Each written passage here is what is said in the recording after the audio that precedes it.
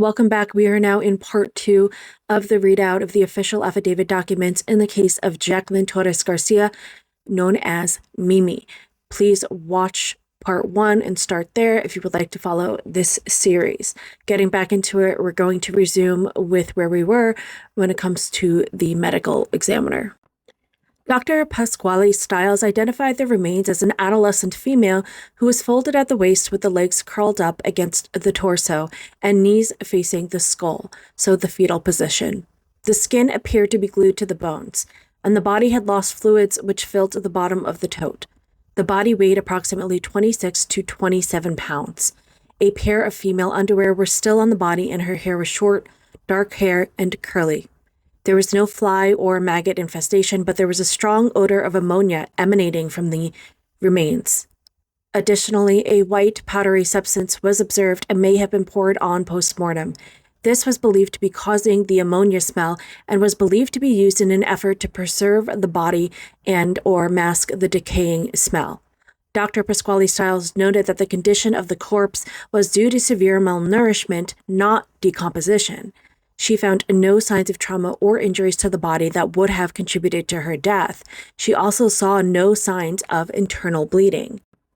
On October 9, 2025, at 15:06 hours, Dr. Pasquale Stiles contacted Detective O'Connor and advised that she had positively identified the body as that of Jaqueline Annette Torres by comparison of post-mortem x-rays to pre-mortem x-rays provided by the Hospital of Central Connecticut. She further stated that the cause and manner of death are both pending further studies. Dr. Pasquale Stiles provided Detective O'Connor with a preliminary professional opinion that Mimi died of severe and prolonged malnourishment.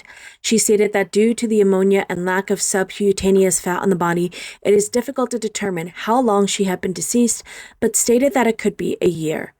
On October 9, 2025, we researched information related to 135 Wellington Drive and confirmed its location in the Wellington complex off Main Street in Farmington, Connecticut. We contacted the owner of the condominium and its management company. We confirmed that Carla Garcia, her children, and boyfriend Jonathan resided at 135 Wellington Drive in Farmington from June 21, 2024 until March of 2025.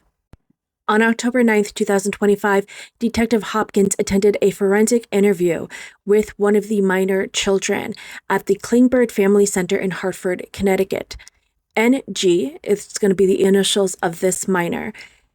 This is Mimi's younger sister and the daughter of Carla Garcia and Victor Torres. NG was in the custody of the Department of Children and Families.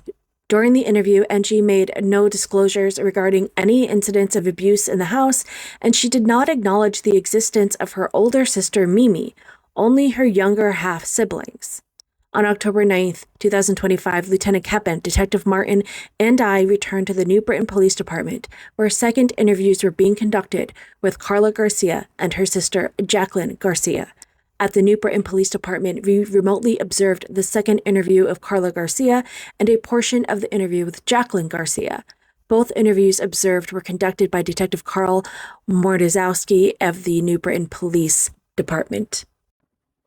On October 10, 2025, Inspector Forrest informed our department that the Farmington Police Department would be the primary agency investigating the death of Mimi based on the information obtained that her death occurred in Farmington, Connecticut. I was assigned as lead investigator. On that date, we meet with the New Britain police investigators assigned to the case who provided us with axon footage of the interviews conducted at the New Britain Police Department, crime scene photos, and any complete casework. On August 10, 2025, Officer Corwick of the New Britain Police Department provided me with information concerning her interviews with Jonathan Nanita and the axon recordings of her two interviews with Nanita conducted at the New Britain Police Department on October 8th and October 9th, 2025. The first interview was conducted by Officer Gillian Corwick of the New Britain Police Department on October 8th at 2018 hours. Nanita initially provided some background information about his relationship with Carla Garcia. He stated that they had been dating for 7 years and had 3 kids together. He stated that they moved from Farmington, Connecticut to Tremont Street in New Britain at the beginning of this year, and that Garcia kicked him out of the house in August and he is homeless. He stated that Garcia had 2 children with another father, NG and Mimi, but only NG lived with her on Tremont Street. He did not know where Garcia's daughter, Mimi, was. He stated that he had not seen Mimi in 2 years and did not know where she was staying. Nanita confirmed his relationship with Talia. Officer Corwick asked Nanita about the bin he moved with Mario. He initially denied moving any bin. During the interview, they spoke about Nanita's access to the Acura MDX.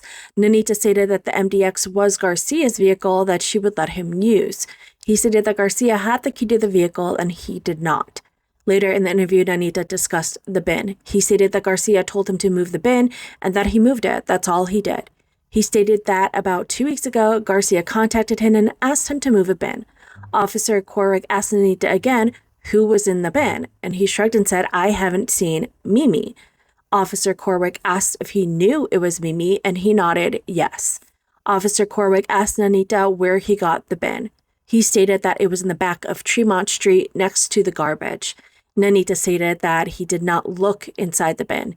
He stated that Garcia asked him to move the bin and suggested he put it around Clark. Nanita stated that he was with Talia when he moved the bin from Tremont Street to Clark Street. Officer Cork asked Nanita if he was at the cemetery. At first, he stated that he was not, then corrected himself that they did go to the cemetery with the bin. He stated he didn't know where to put it. Nanita stressed that he did not know where the bin came from, that he only helped Garcia move it. He stated that after he moved the bin, Carla started calling him a snitch. He stated that Carla never confirmed that Mimi was in the bin, but she would give him hints. Nanita suggested during the interview that Carla Garcia may have unalived Mimi. Nanita stated that after he was released from prison, he walked into the house in Farmington and saw blood. He stated that Garcia was living there with her sister Jaqueline. He described seeing blood on the walls going up the stairs. He asked them what was going on. He freaked out and left. Officer Corrick asked again how he knew it was Mimi. He stated that he had not seen Mimi since the blood on the wall. He stated that he never had a conversation about what happened with Mimi. He did not know what happened to Mimi until he moved to the bin. Then he knew. Nanita stated that he got no explanation about the blood on the wall or what happened to Mimi. He stated that no one, including Carla, her sister, or the kids, talked about it. Nanita maintained that he did not know what happened to Mimi. Only Carla, her sister, and kids were present in the house. Nanita stated that he left, and the day after, the blood was cleaned. After returning from a break in the interview, Officer Corrick returned to clarify the location where he saw the blood. Nanita confirmed that it occurred at Wellington Drive in Farmington. He did not remember the number, but thought it was 35. He described it as a condo rented by Carla Garcia. Officer Corwick asked if he knew it happened in Farmington. He stated that he was not sure, but it was the last time that he saw her. They spoke again about the bin. He stated that he never saw the bin prior to moving it and did not open it. Officer Corwick asked how long the bin had been outside Tremont Street. He did not know and did not notice it inside or outside prior to moving it. Officer Corwick asked him how the bin smelled. He stated, "Not good." Nanita stated that Garcia helped him load the bin into the Acura truck. He stated he left it in the Acura with the bin and met up with Talia. He did not remember where he met Talia. He described driving to the cemetery off Stanley Street in New Britain. He drove to the cemetery but could not find a place to hide the bin, so he drove the bin to Clark Street. He stated that he left the bin outside and behind the building.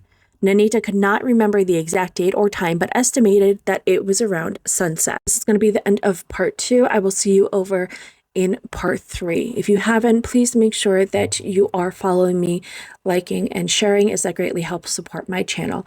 Thank you all, and I will see you in the next one.